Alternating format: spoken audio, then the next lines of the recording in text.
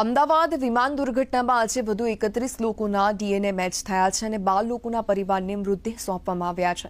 Ahmedabad civil હોસ્પિટલના additional superintendent doctor Rajnish પટેલે જણાવ્યું હતું કે ડીએનએ સેમ્પલ મેચ થયા છે તે પાર્થિવ દેહ પરિવારજનોને સન્માનપૂર્વક સોંપવામાં આવી રહ્યા છે. દરમિયાન ગુજરાતના પૂર્વ મુખ્યમંત્રી વિજય રૂપાણીના ડીએનએ મેચ કરવાની કામગીરી પણ શરૂ કરવામાં આવી છે. ડીએનએ મેચ થયા બાદ પરિવારને મૃતદેહ આપવામાં આવશે અને પૂર્વ મુખ્યમંત્રી વિજય રૂપાણીની રાજકોટ ખાતે અંતિમ વિધિ કરવામાં આવશે.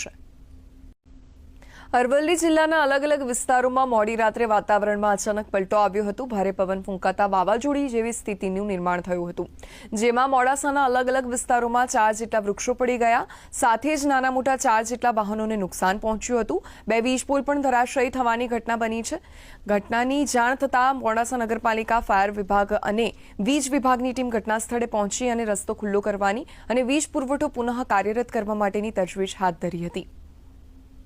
વાવાઝોડા સાથે જે આવ્યું છે એમાં મોડાસા પ્રોપરની અંદર ટોટલ 4 ઝાડ પડી ગયેલા છે અને પૂર્ણિમા હોટલ આગળ જે મોટું ઝાડ પડ્યું છે એમાં 4 વાહન, 1 લારી અને જીઈબીના થાંભલા 2 તૂટીને પડેલા છે. હાલ સેનેટરી અને ફાયર વિભાગ દ્વારા એને રસ્તો ખુલ્લો કરવાની અને હટાવવાની કામગીરી ચાલુ છે.